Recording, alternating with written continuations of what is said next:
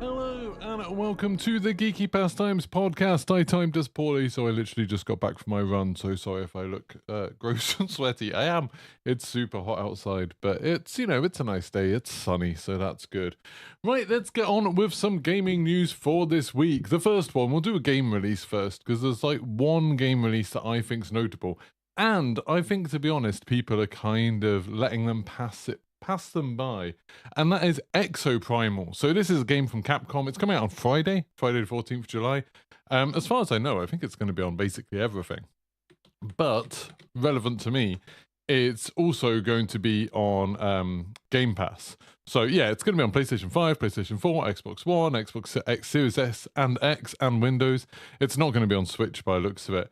But yeah, it's coming out on Friday. For anyone who doesn't know, it's a bit like Earth Defense Force. Where you are with a group of other people and you're fighting off hordes of, in this case, dinosaurs. There's just tons of it's like hard to describe how many dinosaurs there are. Like, you might have seen trailers where occasionally there's like a Triceratops or a T-Rex, but there's also just like literal waves of velociraptors. And I don't mean like waves as in like, oh, it's a horde mode, so you get like 3 waves of enemies. I mean like an ocean wave of velociraptors that will just pour over the horizon and come towards you. It's crazy. And like, you play in these kind of mech suits that you can swap between. And there's like one that's got like blades and will like dart around cutting everything up. One that's got like a really heavy gun. One that's got a big shield and can like support their friends. And then the big twist on this game, because there's more twists to this.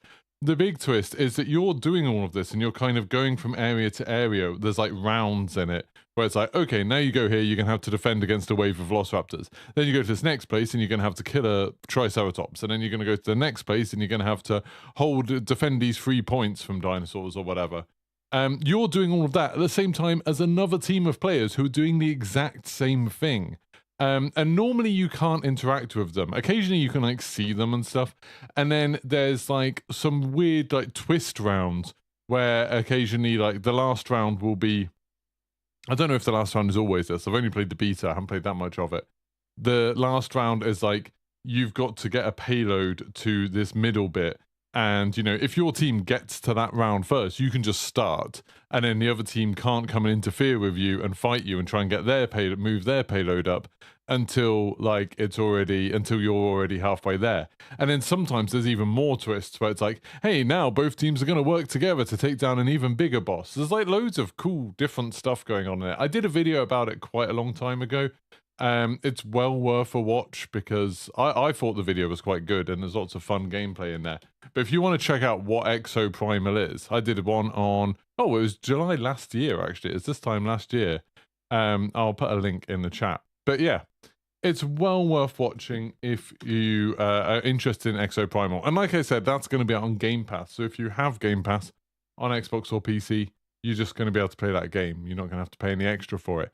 Now, there is some negative news about Exoprimal. I'm excited about it. Like, I don't think it's going to be like the best game ever. I don't think it's going to like take over from everything else that I play. But it's definitely a game I'm going to play this weekend. But one like massive downer on it is that they've said that there's not going to be cross-platform parties at launch. And they said it could take some time. So it sounds like it's not just we're not getting them at launch. It's like we're not getting them for like months and months and months, if ever, I assume, because I can't imagine this game's audience will stick around for that long. And that sucks. So it's like there is cross-platform play. When you're matchmaking, you'll be in a pool against people on all the different platforms. So you'll like get people in your team who are on different platforms, but you can't purposefully join them. So like if you want, say if I'm playing on PC and I want to play with Flynn, I can't like just invite him. I'd have to queue up at the same time as him and hope that we get in the same party, if that makes sense, which is very, very irritating. I don't know like how long it'll take them to change that. It seems weird if people can play together.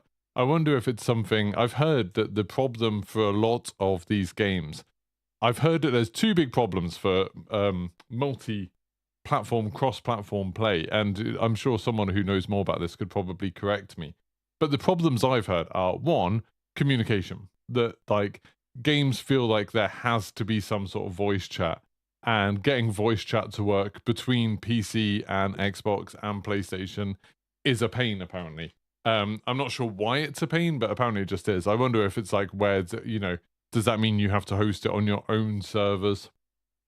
And therefore, like, all you've got to make all of them interface with it. You can't just use the platform's own default voice chat thing. Maybe that's how it works. I don't know. But surely there's going to be game chat with the people from other platforms anyway. I don't know. I don't know how that's going to work. And the other thing that I'd heard, like, can be an issue is if that there's like microtransactions that sometimes the platforms don't like. Say like Sony don't like it if you can buy something on Xbox and then use it on PlayStation. So like they didn't like the idea. I think with Fortnite that was their sticking point, that they didn't want people to like be able to buy the battle pass on Xbox because maybe they could get like COD points cheaper, not COD points, Xbox points cheaper in their region, and then bring it over to PlayStation and play it there. They didn't want that. They wanted, because obviously they get a cut of anything that gets sold on their platform. They wanted people to have to buy stuff on their platform. As far as I know, that's why like COD points don't transfer over. Like any of you who play Call of Duty on more than one platform, you'll know that your COD points are tied to the platform. So your Xbox points, your Steam points, your Battle.net points, and your PlayStation points are all completely separate. Even if you buy something, like you can buy the Battle Pass with one of them, and then it'll work on the others. But you can't like swap the points over or combine the points, which is super annoying, to be honest. But yeah, so anyway, that's Exoprimal. I'm excited about it, even though it doesn't have this cross-platform thing. I was kind of hoping that we'd be able to get a bunch of people together on stream and like have some private games. I thought it'd be really fun. But I think if it's like only one platform, if you can't do cross-platform, so I'd have to say, okay, we're all going to play it on PC. I don't think that would work. I don't think we'd be able to get enough people. So that kind of sucks. Right, the next news story, Twitch. We're talking about Twitch again. For anyone who doesn't know, I've been doing a little bit of jumping around platforms with my streaming. You might have noticed the podcast is obviously much, much less common, much less frequent than it used to be.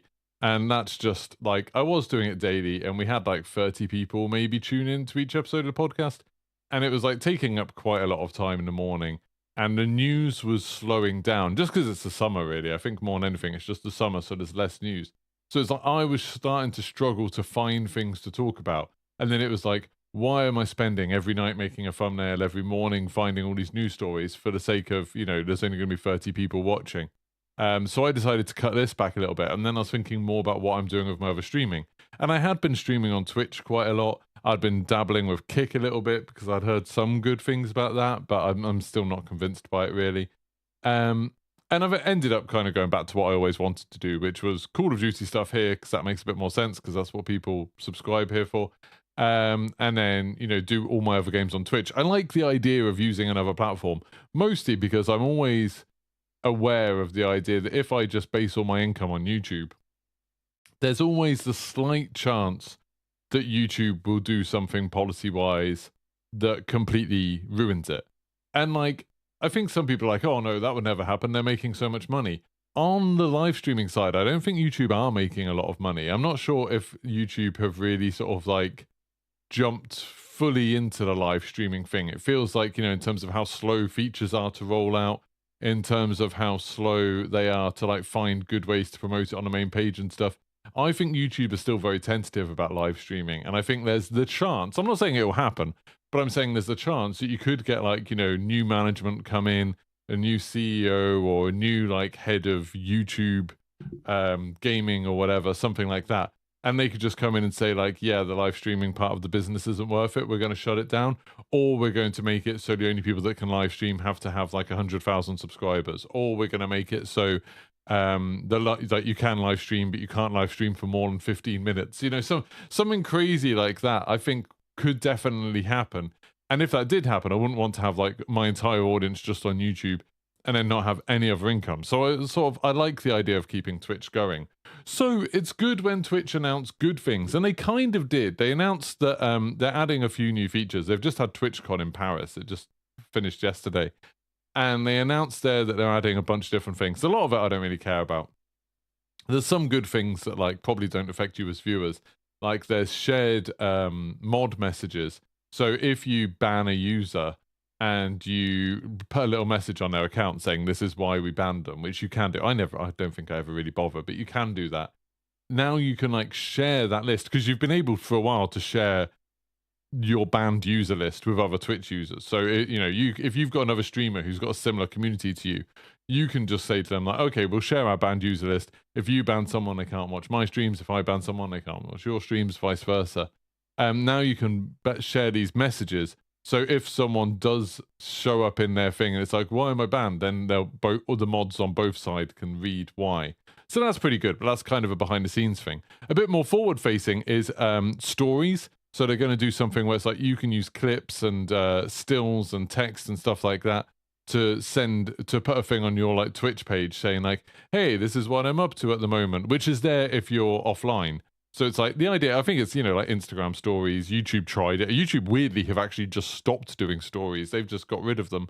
And Twitch are just adding them. But the idea that, yeah, you could do like little updates being like, hey, this is what I'm up to for the people that missed your streams. So that's something I can imagine myself using, because like I don't stream on Twitch all that much. And so it might be kind of nice to be like, hey, like this weekend I'm going to be doing this. Or like, hey, make sure you're watching on Friday for this. Like I'm going to do this giveaway or whatever. I think stuff like that could be kind of cool. Or, I just got a code for this game, so look forward to a stream for it soon. And then also they're going to do a discovery feed for clips. So this is going to be, I think they're going after a similar kind of thing to, TikTok, Instagram Reels, YouTube Shorts, but just with Twitch clips, which has a lot of advantages. Like Twitch clips are super, super easy to create, like easier than anything else, because you just literally, I can just press a button and it will clip the last 30 seconds of whatever I've been streaming. And obviously users can make clips, and then that still gets kind of attached to your channel. And so they're going to have this new discovery feed where your clips will then get shared. So if you want, you can just go on Twitch and just watch a bunch of clips. And then if you see like someone who you like, you can then go on their channel and watch them streaming and stuff like that. And you're going to have control. You're going to be able to say like, okay, these are like, don't allow clips from viewers on there. Or you could be like, hey, these are my favorite clips. Can you like promote these ones more?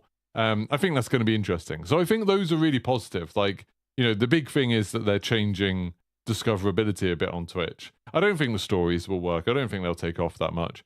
I don't think many people will use them. But the discovery queue for clips, I think, will be kind of amazing. I think that'll be really good. Hi, by the way, I haven't really said hi to people. So hi to some of the people who are watching, and thank you for everyone who's liked the stream already. So Drimbo, Findley, DK, Steven, Adam, Very Viking, Ninja Cat, Bods, DK. Hope you're all doing very well. After the stream, by the way, I'm going to go straight into streaming DMZ. That's the idea, at least. I'm just going to experiment with that, see how it works. Where I can redirect you. I can essentially raid myself, and we'll see how that works. Right, the next news story today, the next thing. Listen, I don't know, this isn't that exciting, this story. I put it in there because it's one of those stories that lots of people have picked up, so I'm assuming it's important to someone, but I just don't get it. And that's kind of what makes it interesting to me. Square Enix apparently said in a shareholder meeting, they are considering remastering some of their old titles. Now, Square Enix are the people who make Final Fantasy. And Final Fantasy, I would say, is probably the game series with the most remakes, isn't it? Like, you think we've just had the Final Fantasy pixel remasters of 1 to 6. We have Final Fantasy 7 remake, and we're just about to get Rebirth. We've had Final Fantasy Anno 10 and 10.2 got remastered. Final Fantasy 14, they remade the entire game after it came out because it was bad. But it's like, I feel like I've seen Final Fantasy games remade so many times. Like Crisis Core just got a remake, didn't it? Like for Square Enix to come out and say, yeah, we're thinking about remaking some of our old games. It's like, well, yeah, obviously, like you're always remaking old games. It's like, it's an event when you get a new Final Fantasy game, like rather than a remake of something else. It seems super, super weird. So yeah, just a little bit odd to me. And like when they said this, part of me was thinking, oh, maybe they mean like some of the old cool games that they have. Square Enix published a lot of really, really cool stuff, from American studios, and it's like, oh no, they sold all of those. They sold all of their studios off to Embracer Group, who bought them up and then went bust. Or they didn't go bust, but they had to fire everyone, didn't they? But yeah, so it's not any of the Western things. So it is just their Japanese RPG studios. I think the shareholders, in the shareholders meeting, one of the executives said something about he'd like to see Xenogears come back, which I think Xenogears is the game that like came before Xenoblade. I mean, I don't care. I don't care about that at all. I don't know much about it. I don't like need to see that game again. It just seemed like an odd non-story. It seemed like an odd thing for them to run with, to be like, hey, we're thinking of doing the thing that we've been doing for the last 20 years. That seems like, you know, an odd choice, an odd new thing for a new story. Then we have a little bit more news, and this is probably more relevant news. This is Diablo 4 news. And I've gone through sort of phases with Diablo 4. When it came out, I was really excited because I really liked the beta. And then when we started playing it, I was like, oh, okay, this is going to be cool. And I think I enjoyed the first 10 hours of Diablo a lot. Diablo 4, I think the first 10 hours of it is really, really solid. The first 2 acts, I would say, of the story are really good. I think like genuinely actually a good story, some cool cutscenes, some cool fights. Some like you are constantly unlocking like new abilities and you're getting new items that change the way you play. It's very, very exciting. Then I would say there's like 100 hours of boredom after that. And I think that's a real shame that like I don't know what it is for Diablo. Like I really love Diablo 3. And for me, Diablo 4 isn't as good as Diablo 3. And I know like there's loads of people who love Diablo 2 who are like, oh, Diablo 3 was terrible, I hate it. It dumbed everything down. And it's like, but Diablo 3, for me, like the big thing about it was that it was fun. You were always being propelled forwards. Like it felt like the kind of design philosophy of Diablo 3 was faster, faster, faster. Like everything's faster.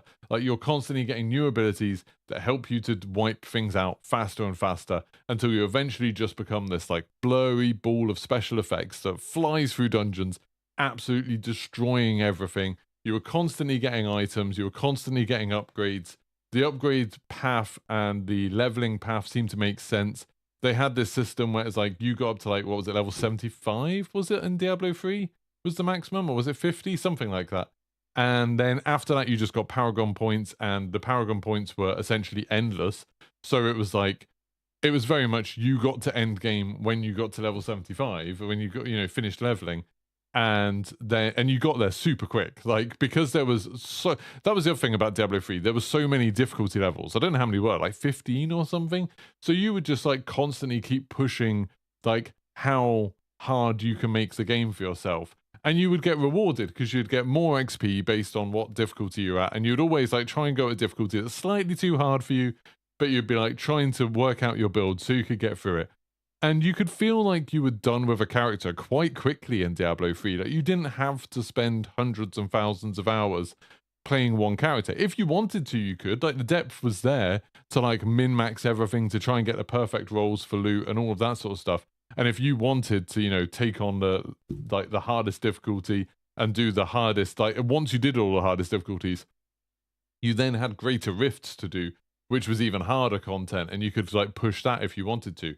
But you could kind of feel like you were done just by getting your character up to max level and playing on hardest difficulty. Like that was kind of, that would feel, to me at least, I felt complete. I didn't ever care too much about going for the highest possible rifts, but it always felt rewarding. It always felt like you were being propelled forwards. And Diablo 4, you kind of hit a wall. So it's like you have that first 10 hours. And then you've got the rest of the story. And I would say the rest of the story probably takes another 10 hours or so and is, I would say, a slog. Like, I think the story runs out of ideas quite early on. And then there's one or two kind of cool sequences. At least they're interesting sequences, but they're not actually fun to play. There's one of a snake that people will know that's like very tedious. It's a cool idea, but it's just a very, very tedious sequence, I think. And it goes on forever. And you don't really have any interesting boss fights in the second half of the game. And you stop getting abilities quite quickly. So you stop getting ability points about, well, level 50 is like the maximum level, but that you get like ability points. But you can get a few more ability points by doing a couple of things. But you stop unlocking new abilities, probably about level 40 or so. I think by level 40, you've unlocked all of the abilities that you're ever going to unlock on there. And that means that like from level 40 up to level 100, which is the max level, there's not a lot to do.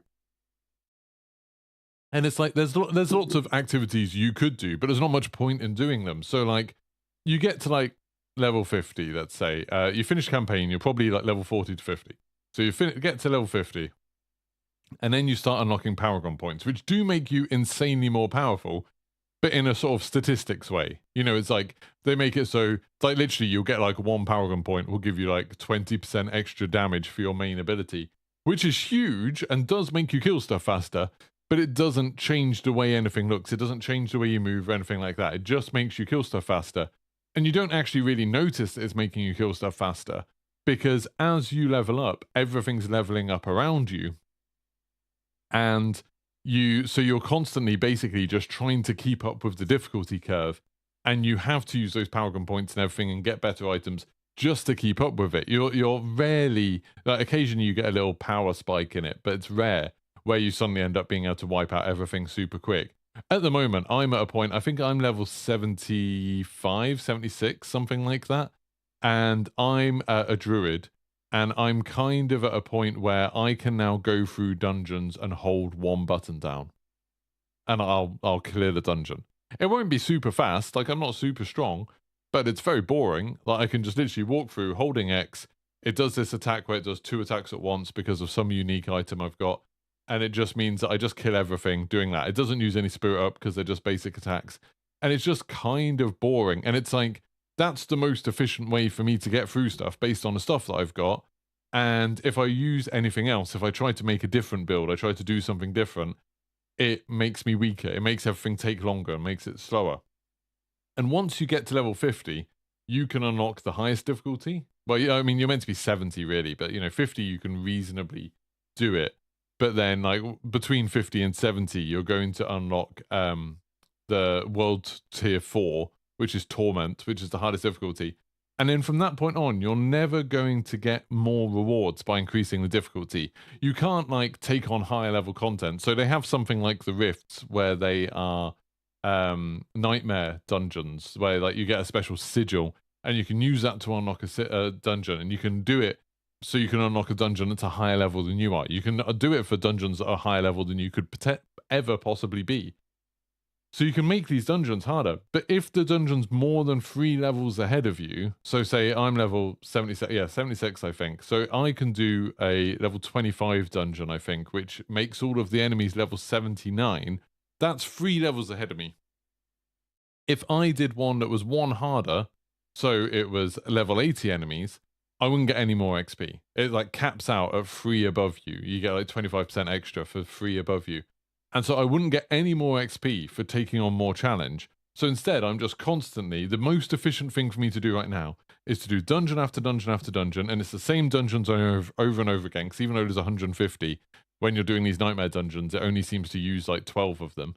So I'm doing the same dungeons over and over and over again. They're slightly harder than what my character should be able to cope with, but because of the way I've built my character, I can clear them out holding one button. And there's nothing for me to look forward to. Like, there's one item that I kind of want that it seems like you get a level 85. Or, well, you can start getting them from level 85. That I kind of want, but then it's like, why do I want it? Because then it'll make it a little bit easier for me to clear out dungeons. I'll be able to clear them a little bit faster, so I'll be able to get more XP. And essentially, eventually, I'll just make the number go up to 100, and then I'll be done. There is a boss at the end. There's Uber Lilith, who's like this endgame boss who's meant to be insanely hard. And it's like, I suppose that could be your final goal, I guess. But it feels very much like from 70 up to 100, there's no real progress. There's no real sense of like you getting more powerful or you accelerating what you're doing, like things getting faster or anything like that. It's just like, yeah, do this monotonous thing over and over and over again. You have to sort through hundreds and hundreds of items of loot looking for small statistical problems. There's another problem that like the loot has like an item level, and I don't know what level I got it. Once you start getting items over level 725, all of the stats are the same, except for like the weapon damage or the armor. And that means there's not actually that much point in getting gear that's better than 725. You could get all of the best gear in slot at like level 70. And then you've got 30 levels. And I keep saying this, like, people might be listening to this if you don't play Diablo and being like, oh, but you've had fun, right? Well, I didn't have fun, but still, you have gameplay from level 0 to 70, you've just got 30 levels more. That's the end game. That's the hard bit. That's way more than half of the game. I think someone worked out that the halfway point in XP, bear in mind you level up from 0 to 100, the halfway point in XP is level 85.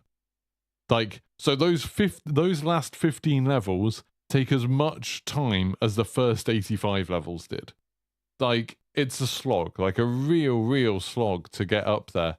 And like, there's just so many things that they skipped out on that worked well in Diablo 3. Like, why isn't there 15 difficulties? Like, why don't we have constant more difficulties where you get more XP for taking on more challenge? That would be really cool. Why aren't the items and stuff like that designed around making you faster and making you like able to start flying through stuff and have like a separate thing for people who really want to push it? Why not let people have like a sense of completion earlier? And, you know, the truth is obviously that it's like they want people to stick around for microtransactions. They want people to stick around for seasons and stuff like that. But it definitely feels like this is a game that they've artificially inflated the length. To me, at least, they've like slowed down the grind specifically. So, you know, most people, the majority of people will have that grind. You know, it'll take them a year or two to get one character done.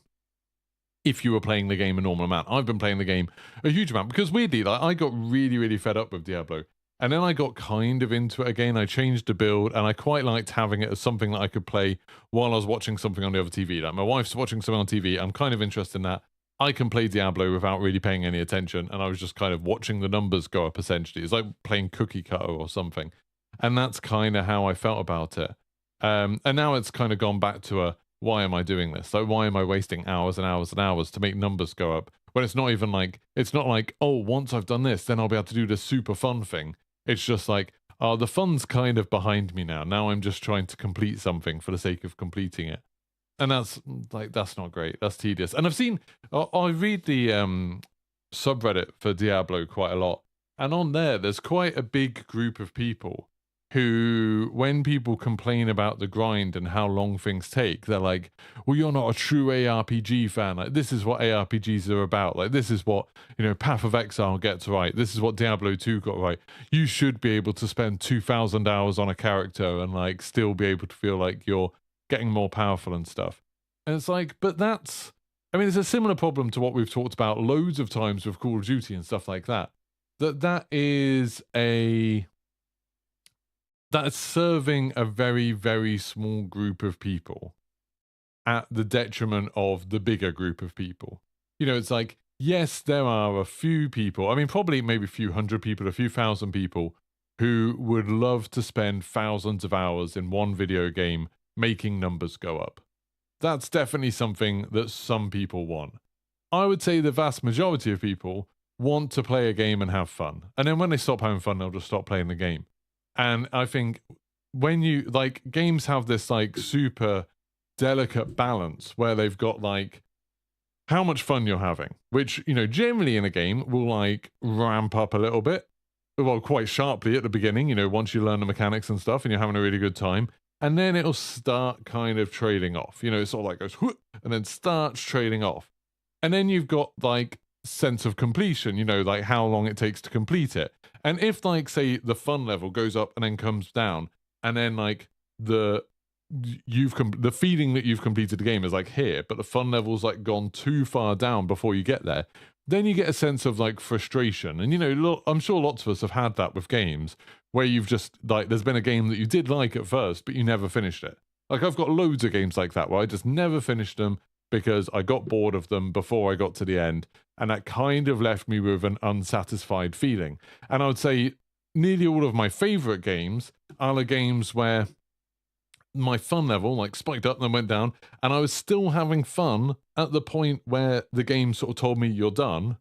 And if anything, I was like, oh, I wish there was a bit more to that. Like Last of Us Part 2, I was still having a lot of fun when it said I was still enjoying the characters. I still wanted to spend time with them. Red Dead Redemption 2, I was still having fun. I was still enjoying the world and stuff like that when the story ended. And I think that's like Mass Effect is a good example. Mass Effect is not a particularly long game. And it's like, I think that's to its benefit that, like, it doesn't take forever to finish it. And, like, you're still having fun in that universe. You're still having fun with the mechanics and stuff like that before it stops. And, you know, there's plenty of games where I've played them, like, you know, Dark Souls 1 or Demon Souls, where it's like I enjoyed them, but then I stopped enjoying them. I got, you know, frustrated with them, or I got bored of them before I finished them. And I've always looked back and been like, yeah, it's okay. Half-Life 1 actually is a really good example as well of a game where like you can see how much they learned with Half-Life 1 and 2. Where Half-Life 2, I think they kept it almost artificially short and had like the end of it speed up and up and up till the end of it's like a blur, like of all the different stuff that happens. Compared to the first one, where the first one just outstayed its welcome a bit too long, and then had the whole Zen section, like the last act, which like generally I think most people hated and wasn't particularly fun.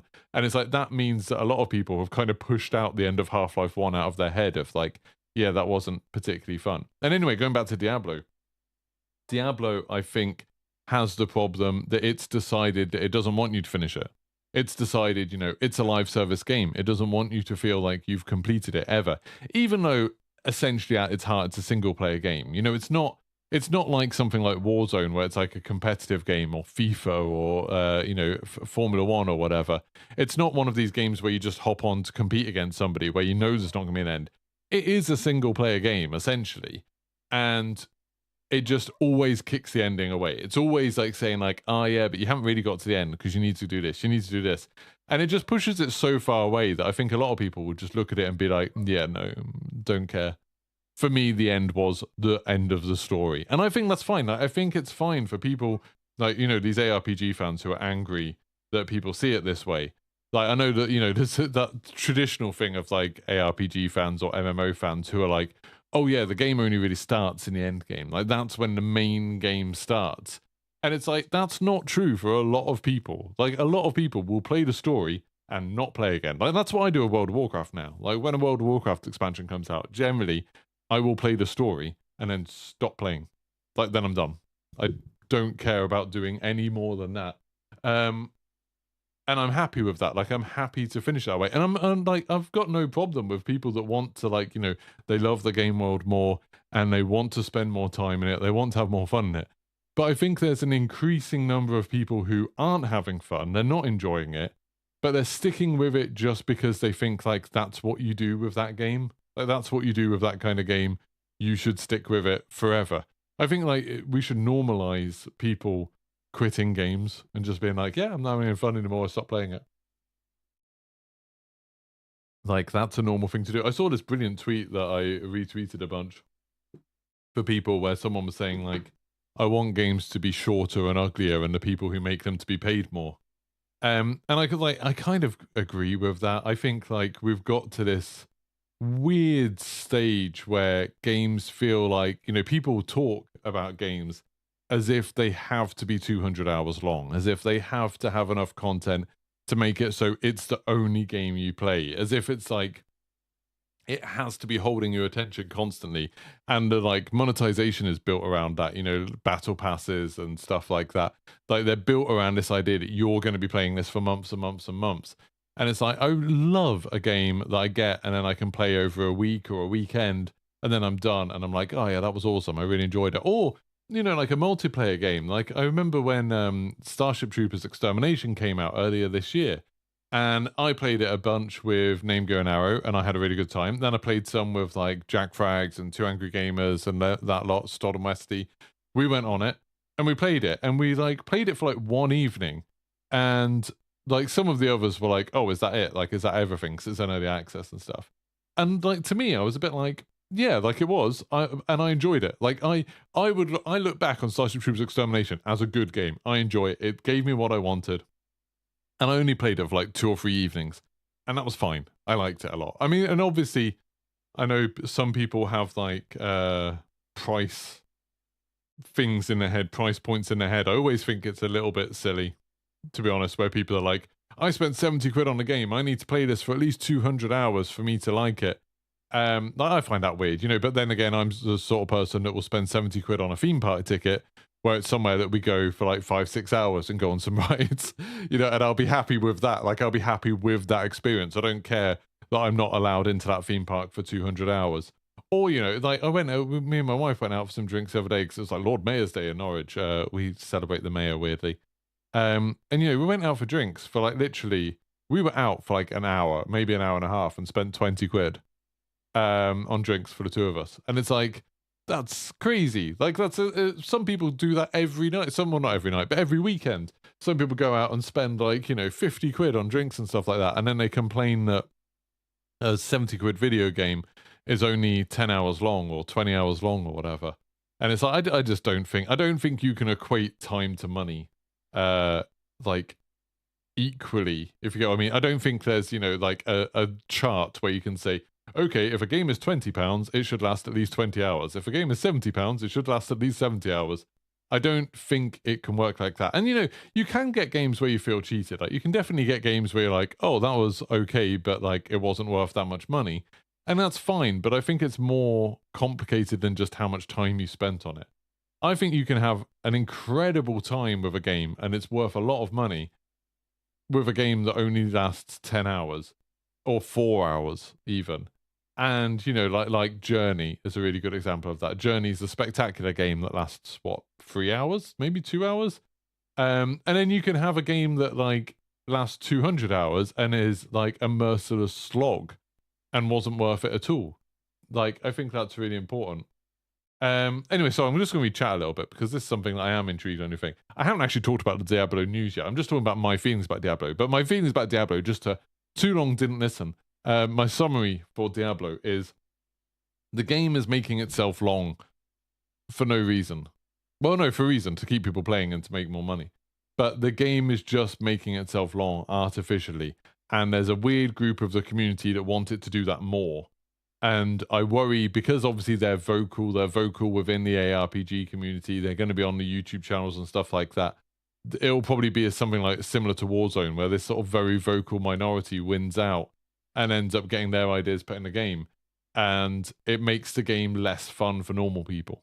I don't think they should do that. Codstar said it's mainly Nightmare Dungeon farming, right? Yeah, that's all I do on Diablo. All I do on Diablo now is I load it up. I load up a Nightmare Dungeon, I do a Nightmare Dungeon. I load up a Nightmare Dungeon, I do a Nightmare Dungeon. I load up a Nightmare Dungeon, I do a Nightmare Dungeon. Then normally my inventory is full. So then I go through and look at all of the yellow and orange and unique items that I picked up, and I try to work out if any of them are upgrades for me. Generally, I would have spent, you know, maybe I would have spent half an hour, 40 minutes doing those 3 dungeons, and none of the items would have been an upgrade. Like, literally none of them. So then I just have to work out which ones I need to salvage, normally legendaries and uniques, and which ones I want to sell, and I do all of that. And then I just do that over and over and over again. Then I just go back, do another 3 dungeons, sell everything, do another 3 dungeons, sell everything. Over and over again. Then occasionally you get something and it'll be like, oh, now I'll do like 5% more damage with this. And you don't notice it when you're playing. You don't really notice that feeling. And every like 2 or 3 days of playing, I'll get an item where it's like, oh, now I can make this new build. And then I have to spend like an hour with my phone out looking at some build that someone else has worked out, because it's hopelessly complicated with like how many different moving parts there are with the Paragon board and abilities and spirit boons and legendary affixes and all of that sort of stuff. So then I just sit there with my phone, looking at the screen, looking back at my phone, trying to work out how to move everything around to make this new build. And then I try it, and maybe it's a bit better, maybe it's not. And that's it. It's not really fun. I shouldn't play anymore. I should stop playing Diablo. Anyway. House says last 20 levels, level 80 to 100 was a bit of a grind, and it sucked the fun out of it. I still have best in slot gear that I got at level 70, so it feels like doing Paragon 1500 to 2000 in Diablo 3. Yeah, exactly. Like, that's the problem. And I would say, like, I'm not even at 80 yet. I'm like nearly at 80 now. I think, yeah, I'm like level 76, 77 maybe.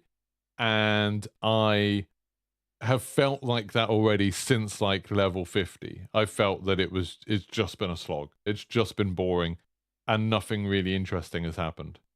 And Diablo 3 just felt so much faster. So what he's saying there, where he says that it's like doing Paragon 1500 to 2000 in Diablo 3. I spent hundreds of hours in Diablo 3. I never got anywhere near Paragon 1500. Never close. And I felt like I finished Diablo 3. You know, I finished the story. I played loads of the seasons. I got to maximum level with loads of different characters.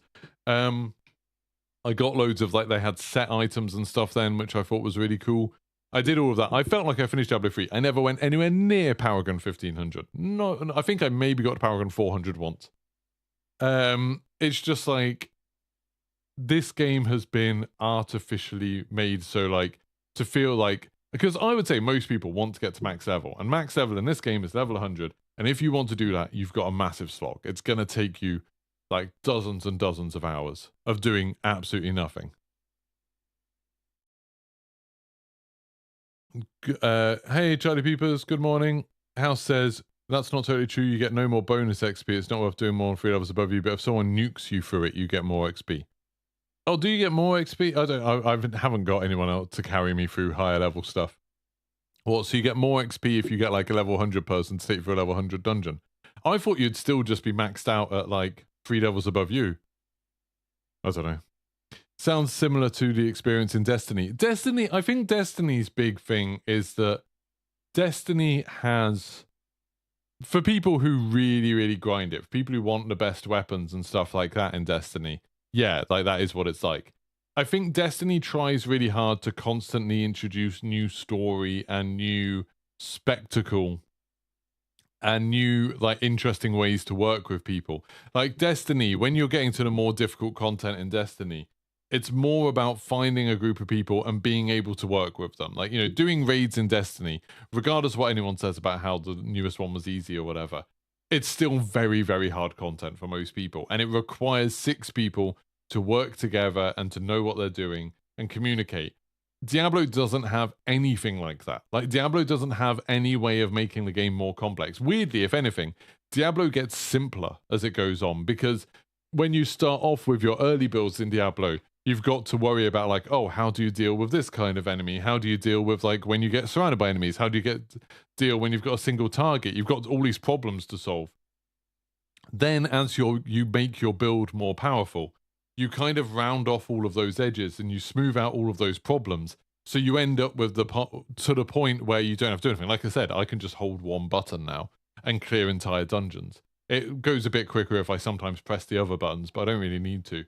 And it's, you know, I have in my build on my druid, I hit stuff. When I hit stuff, it electrocutes everything nearby and gives me health and gives me a shield. And so it's like me just hitting stuff is constantly hitting everything nearby and healing me. So it's like doing all those things with one button. It's just ridiculous. So it's like Destiny, I would say, gets more and more complex and more skill-based. You know, when you see the people who can do like the dungeons really, really fast solo, it's legitimately impressive to watch them. Like, they have mastered these like quite complex skills. When you watch someone who is a really high level playing Diablo, you know, you watch any of the biggest Diablo YouTubers or Twitch streamers, they're just talking to chat and not paying any attention to what's going on the screen, because it doesn't matter. Like, it's too, like, the difficult part was building their build. Now they've built their build, they don't have to do anything. So it's like the level of engagement with the game drops down massively, whereas Destiny, I think it goes up a lot. House UK said level 85 is half the total XP, but the monster's worth more XP per kill. It's not half the time. Oh, okay. Well, that's fair enough. Yeah, half them total thing. Codstar, hello. Barn said, do you think it's a lot to do with price point, especially on console? I just, like I was saying earlier, I think, like, I know people are making a big deal of how much games cost, and games do cost a lot of money. And I know I'm in a kind of privileged position that I don't often pay for games. Like, I get sent them. But I think games are, like, still relatively cheap for what they are, like, for how much money goes into making them, and how much they, like, give you in return, compared to, like, watching a 2-hour film or, you know, reading a book or something like that. I think games are still relatively cheap.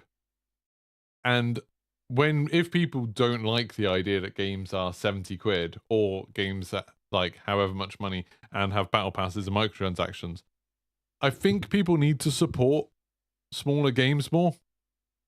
And lots of people do, like, loads of people do. But it's like, too often you see the people who, you know, the only games they want to play are like FIFA and GTA and Call of Duty. And then they're complaining about games being 70 quid. And it's like, you're then going on the internet and complaining about GTA and FIFA and Call of Duty and complaining about the developers and complaining that there's not enough content and complaining that there's bugs or that, you know, there's the graphical glitches or whatever. And it's like, these games are already costing hundreds of millions of dollars to make. Like, they're going to be expensive. Like, they have to be expensive. Like, otherwise it's not going to be worth it. Otherwise it's never going to be worth it for a company to make it. And I think, there's a lot of gamers who think that games should be created as kind of a labor of love. They think Call of Duty should be made just because of the love the developers have for the community. And it's like, it's hundreds of millions of dollars. There's like massive businesses having to invest insane amounts of money and hiring hundreds or even thousands of employees to make this game. They have to know there's a return. They have to know they're getting that money back. They have to know that they're going to be able to keep the lights on for another year. And, whenever people say like, oh, they're just being greedy because you can look at Activision or Take-Two are making like these insane profits. It's like, but what about the companies that don't make insane profits? What about the companies that lose huge amounts of money because they tried something risky? Like, Activision is making insane amounts of money every year. Seemingly, from what we can tell, a lot of that money is from Call of Duty Mobile rather than anything else. But they are making huge amounts of money, but how quickly that could change. Like, how quickly they could have a game that just bombs out. If they tried something different, maybe the next game would bomb out, and then they've spent hundreds of millions of dollars on a game that doesn't make anywhere near that back. You look at Cliff Belinsky making Lawbreakers. You look at all of the money that was put into games like Too Human or Duke Nukem Forever. There's like so many examples in the past of games where people put huge amounts of money into them and then they just never made any money back. Or, they even, Amazon putting tons of money into like Crucible and then it like getting unreleased. And then also you never hear about all the games that get cancelled. Like, how many games do you think Activision or Rockstar or EA or Ubisoft have worked on, developed, and then cancelled? Capcom with Scalebound, that was a big high-profile one fairly recently. Rockstar, we know Agent never came out. And so there's like lots of these games where there's like, that's literally, tens of millions of dollars just gone, like with no return on it whatsoever. So it's like they have to make money on them, and they have to charge a lot of money for them. And it's like, so like either you support that, or you support games being made cheaper. So that's why it's good when you see the love and support that's come out for like BattleBit Remastered or for Dave the Diver or stuff like this. You see these smaller games being made and people supporting them. I think that's really solid. Even games like, I know people will like argue against me lumping this up in with other indie games, but even games like X-Defiant, like I think X-Defiant, I can imagine there's going to be a lot of pushback against it. There's going to be a lot of people being like hating on it, but it's an example of a smaller game. It's a game where a company is pumping it out and saying like, hey, this is what it is. It is multiplayer. It is FPS multiplayer and nothing else. Enjoy. And it's like, I can imagine lots of people looking at it and being like, oh, but it doesn't have like zombies. It doesn't have a campaign. It doesn't have a battle royale. It doesn't have DMZ. And it's like, I think we need to just go back to being happier with smaller games. Like, if you want cheaper games, stuff like that. And if you want massive, sprawling, epic, huge games that do absolutely everything, then you kind of need to accept that we're going to have to pay for them. Like, someone's going to have to pay for them.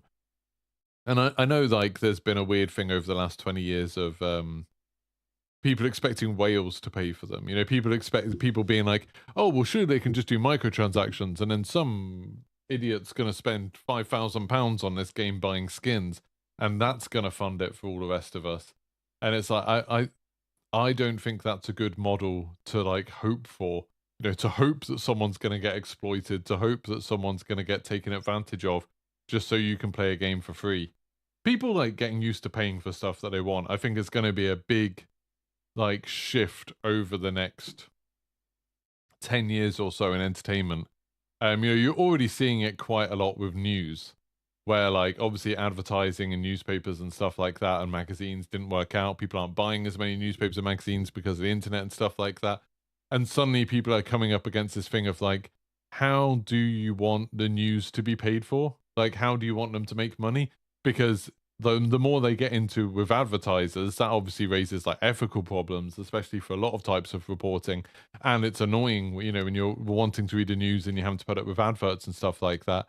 So it's like, so what else do you do? Do you want subscriptions? Well, now you're having to like pay for your news, and you're used to getting it for free, so you don't want to pay for the news. But I think most people would agree that high quality journalism and, you know, standards and access to good things is important. So now people are having to face the thing of like, are you prepared to pay for the stuff you want? Like, don't know. You know, obviously, I see it from a content creator's point of view, where I'm always, it's like you always see these videos of content creators getting dragged because they started saying something like this. So don't clip this. But there's always that element of, there's lots of people that watch, even, you know, my stuff where I've only got like 30 people watching right now, or like stuff like that. There's lots of people who are watching, who have watched me for a long while entirely for free. And it's like, what value, what's the sort of value return for me in that? And it's like, oh, you could say having higher numbers, and that means I get a bit more access to like getting game keys and things like that, and that's definitely true. There's an element to that. But there's, you know, there's a weird kind of one-sidedness to it. And, you know, and you can't say like, oh, well, now I'm going to demand everybody that watches me has to pay £5 a month, otherwise you're not allowed to watch me, because then a lot of people wouldn't watch you. A lot of people are only watching because it's free. You know, they only value your content at $0. Like, they're only willing to watch your stuff for free. And if you charge for it, they just won't watch you. And that's where a lot of people have made mistakes. You know, lots of people went down the Patreon route, lots of people went down the subscription-only route, and found that they didn't have an audience anymore because people were only sort of passively interested in their content. And yeah, it's like, it's a really difficult kind of model. I'm always very, very thankful to any of you that, like, you know, become a member, $1.99 a month. You know, pay me $1.99 a month in exchange for like the videos and stuff like that. That's always, you know, very appreciated. And I think like stuff like that's just going to become more of a thing that people will realize. If you want something that's more than just content, if you want something that's a bit more thoughtful, something that's had a bit more time spent on it, something that is someone's taking their time with, you're going to have to pay for it. And, you know, whether that's with video games, whether that's with streams and videos or news or reviews or stuff like that, I think you're going to have to. Like, even like reviews, it's crazy. I got an email from a app that I uninstalled on my phone, and I got an email from the company yesterday, and they were like, can you tell us why you uninstalled the thing? And they wanted me to like fill in a survey explaining why I uninstalled their app. And it's like, why would I do that? Like, what's in that for me? I'm just like giving you information there for free. I'm giving you like market research for free. Like, giving you my time, giving you my opinions and stuff like that you clearly value in some way, but you're giving me nothing in return for that. And I think like that's something that we need to move away from, is this whole idea of like, you know, we had this long period of 10, 20 years of everything's free because what they were really buying was your data. What they were really buying was like your personal information, your market research. They were using all of that to like, that was your value to them. Or you were providing, or, you know, stuff like Twitter and Instagram, you were providing content to get people onto the platform for free. And I think there's lots of people, you know, Amazon reviews and stuff like that. Like, why are people doing Amazon reviews for free? Why are people taking their time to review products for other people? You know, why are you not having to pay to see those reviews? And then the people who leave the reviews getting paid. I feel like that's something that, yeah, will change. I think it probably should change over time, that people should just be a bit more valued for their time and their energy and stuff like that. Don't know, weird one. Anyway, sorry, just going back to chat. We've gone so far off the topic. We will come back to it in a second. Chat isn't showing up on the on-screen section. Oh yeah, that's right. Oh, I know what's happened. Chat, I know what's happened. Chat is connected to the other stream for whatever reason, and I can't change that. So should I just like, boop. There you go. You can just have me full screen. Is that better? I didn't even notice that, but that's 100% what's happening. So chat's showing up for the next live stream, which is my DMZ one, which is very, very odd. Anyway, very silly. Just seeing if there's anything else in chat. House UK said, I think some PC gamers are nuts. I have friends who wouldn't buy games for £20 but will spend £3,000 on a PC. Yeah, I mean, I've read a thing ages ago, years ago at this point, where someone said that they think that mobile games ruined the entire industry. Because as soon as someone had the idea, like Angry Birds or someone had the idea of selling their game for like 79 pence or 49 pence or whatever, and it was a good game. You know, people would play it, people enjoyed it, people spent a lot of time on it. As soon as you have that, as soon as you have a game that is 49 pence, that is good, why are you ever going to spend 50 quid on a game? You're ever going to look at another game and be like, well, this is 100 times better or 1,000 times better or whatever it is. Like, that's not going to happen. You're not going to be able to make that value proposition anymore. So it's like they've devalued the entire industry just by doing it. It's like Angry Birds is to blame for devaluing the entire game industry. The same thing like in Norwich, where I live. The cinema, Odeon, the ticket prices got up to like £16 to see one film. And then View Cinema, which... Oh, and I just need to go... Oh, someone's at the door.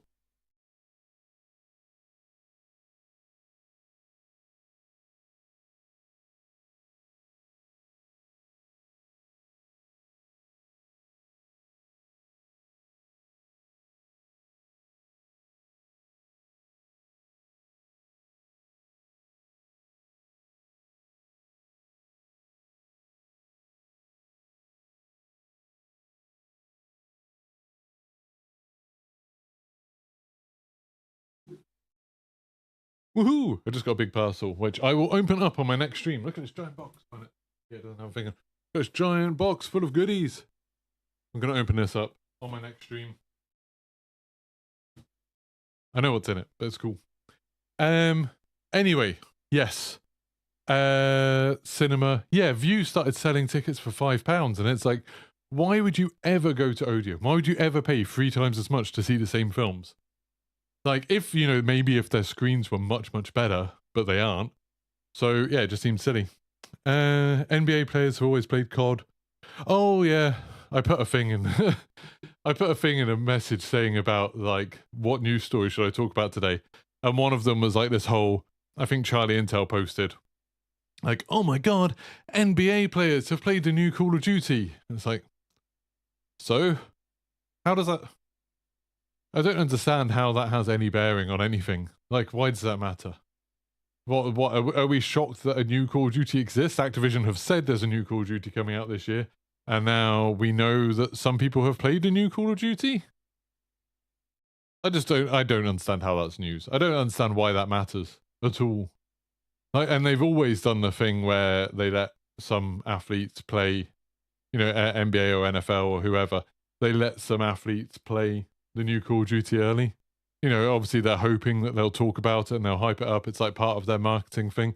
I suppose it probably means that there's like a Call of Duty reveal coming soon. But again, we must have known that there's a Call of Duty reveal coming soon. The latest they've ever revealed a Call of Duty is August, and it's currently the 10th of July. So I would say in the next month, we're going to get a Call of Duty reveal. Like, that's definitely going to happen. I just don't think we learn anything new from that, really, which just seems silly. I thought it was funny that people were making out that it was a big news story. And but it's kind of interesting that it was like Call of Duty places were making out that it was a big news story. But then if you looked at like Eurogamer or IGN and stuff like that, like they didn't care about it because it's like, it's not a news story. It's not news.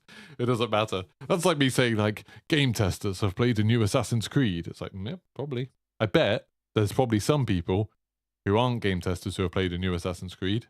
Probably just, you know, friends of people who work on it. Probably family members, maybe some people who like were just touring the office and they got to play it for a bit. Lots of people would have probably played it. And that Arcade Paradise, good. Fogger said it's not free to host all the servers we can play on for free, so it's cool that Warzone's basically free. It is insane. Like, Warzone being free is insane. Like, it blows my mind how much people complain about Warzone and how much you get for free.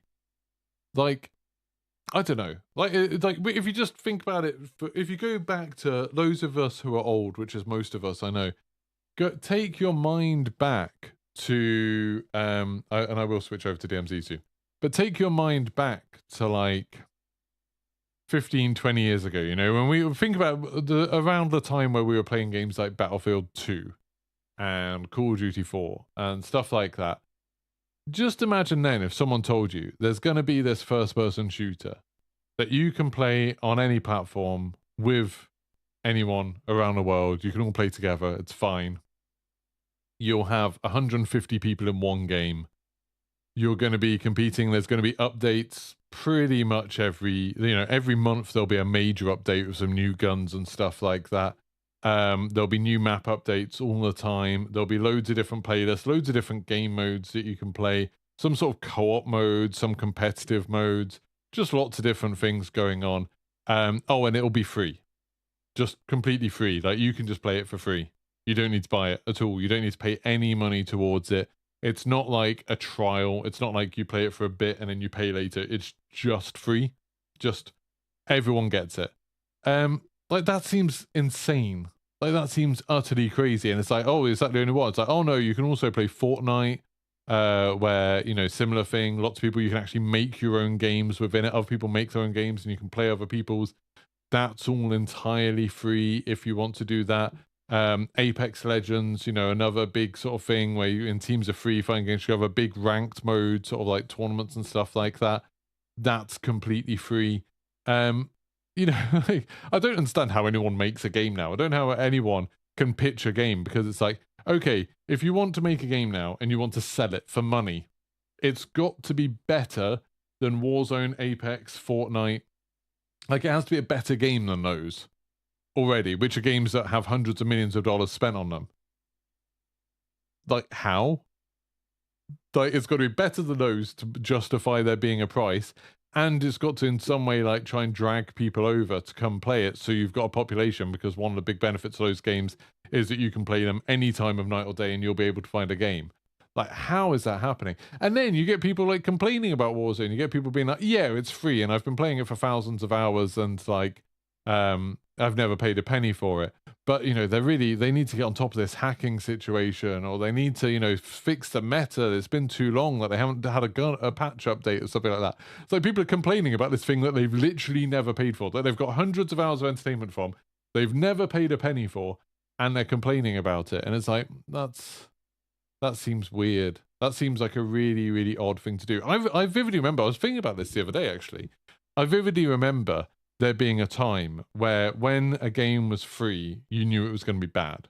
Like, you know, a game being free meant you immediately lowered your expectations of what the graphics would be like, of how good the sort of matchmaking would be, how good the controls would be, how much content there would be. Like, if you heard a game was free, you were like, yeah, it'll be bad then, won't it?